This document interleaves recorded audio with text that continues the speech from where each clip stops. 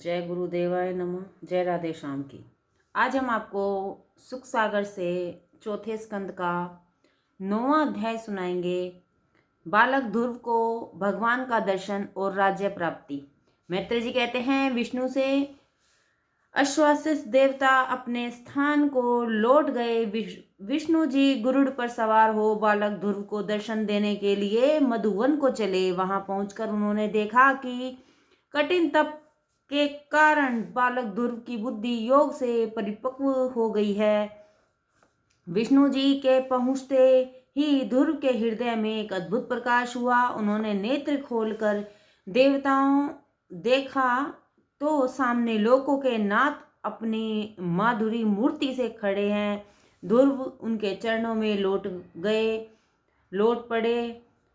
दंड के समान पृथ्वी पर पड़े हुए ध्रुव भगवान के चरण को चूमने और हृदय से लिपटने लगे। बाल्यावस्था से विवश उनमें वाणी शक्ति तो ऐसी नहीं थी कि भगवान की प्रार्थना करते, किंतु उनकी प्रबल भक्ति को समझकर भगवान ने अपना वेद स्वरूप शंख उनके कपोलों से लगा दिया, जिससे उनमें भगवान की स्तुति करने का बल आ गया और वे स्थिरता पूर्वक भगवान की इस प्रकार स्तुति करने लगे।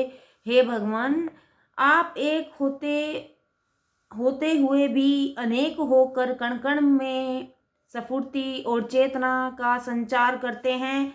सत्य असत्य ज्ञान अज्ञान सभी के मूल प्रेरक आप ही हैं और देवताओं में सर्वश्रेष्ठ होकर भी आपकी मानवीय क्रियाशीलता देखते ही बनती है। हे प्रभु, आपके द्वारा ही प्रेरणा पाकर ब्रह्मा जी ने सृष्टि के विभिन्न सूत्रों को जोड़कर चराचर की रचना की है। आपके अंश से उत्पन्न सृष्टि के जीव और सब जीवों से श्रेष्ठ मनुष्य सब इंद्रियां लिप्सा में पड़कर आपकी मूल शक्ति को भूलने लगते हैं, तभी उनका अधपतन होता है। इस कारण मेरी प्रार्थना है कि आप मुझे ऐसी सद्बुद्धि दें जिससे आपके चरणों में मेरा एक सा अनुराग सर्वदा बना रहे। हे प्रभु, मुझे आप ही की शरण है, इसलिए आपकी शरण आया हूँ। श्री मैत्रेय जी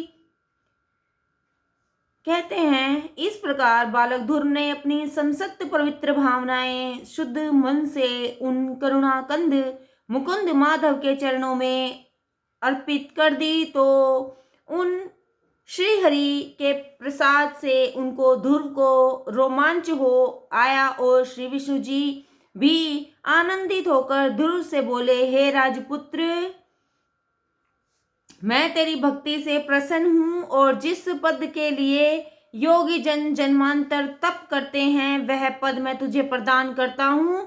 तू उस पवित्र लोक का अधिवासी होगा जिसे चारों ओर सप्तऋण चक्र लगाया करते हैं। त्रिलोकी का नाश होने पर भी उस स्थान का नाश नहीं होता। अंत में तुम उसी लोक में वास करोगे। साथ ही अभी जो तुम्हारा पिता राज्य कर रहा है उसे पश्चात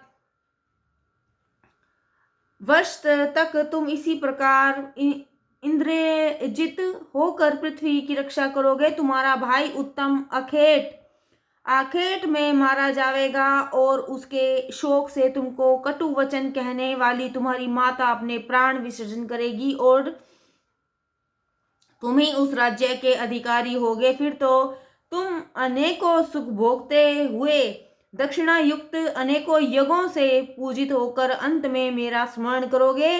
तब मैं तुम्हें शीघ्र ही सप्तऋषि मंडल के ऊपर प्रतिष्ठित कर दूंगा कि जहां जाकर प्राणी फिर नहीं लौटता। मैत्रेय जी कहते हैं, इस प्रकार बालक ध्रुव को प्रसन्न कर गरुड़ध्वज भगवान उस बाल भक्त को देखते हुए अपने स्थान को चले गए।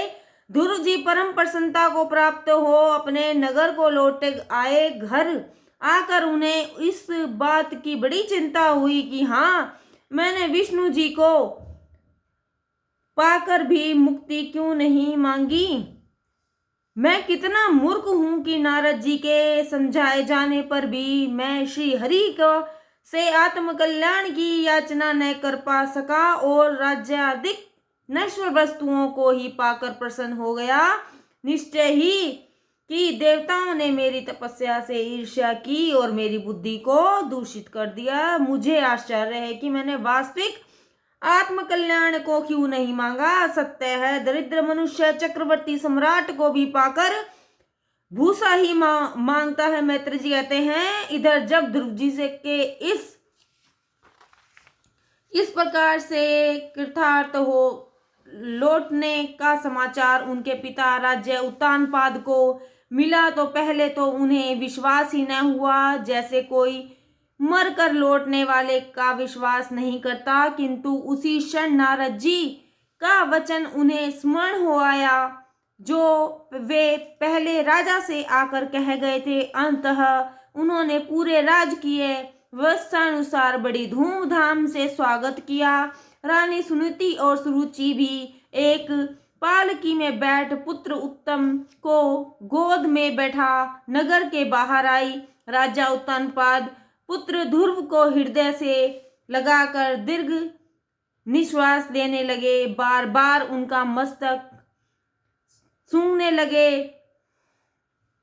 विष्णु भक्त ध्रुव को उन्होंने अपने अश्रु जल से भिगो दिया। बालक ध्रुव ने माता पिता को प्रणाम कर आशीर्वाद लिया। माता सुरुचि उन्हें हृदय से लगाकर बहुत प्यार करने लगी। एक दूसरे से मिलकर आनंदित हो उस माता सुनीति की तो सारी व्यथा ही दूर हो गई। उनके सतनों से दूर टपकने लगा, नेत्रों से बारंबार मांगलिक अश्रुहा होने लगा।